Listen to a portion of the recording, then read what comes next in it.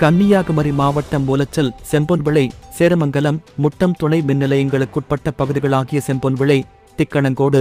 Thengankuzhi, Mathicode, சேனம்பிளை, Sasthankarai, Colachel, Kottilpadu, Simon colony, Kodimunai, Kilakarai, பத்தரை, இரும்பிலி, ஆலஞ்சி, குறும்பனை, வாணியக்குடி, குப்பியந்தரை, பாலப்பள்ளம், மிடாலக்காடு, பிடாகை, பெத்தேல்புரம், திங்கள் நகர், இரணியல், கண்டன்விளை, குசவன்குழி, நெய்யூர், பட்டறிவிளை, தலக்குளம், சேரமங்கலம்,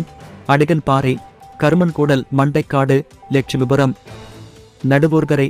ஆரி, பரப்பற்று, கூட்டமங்கலம், புதூர், மணவாளக்குறிச்சி, பிள்ளையார்கோவில், கடியப்பட்டினம், அம்மாண்டிவிளை, வெள்ளமோடி, வெள்ளிச்சந்தை, முட்டம், சக்கப்பத்து,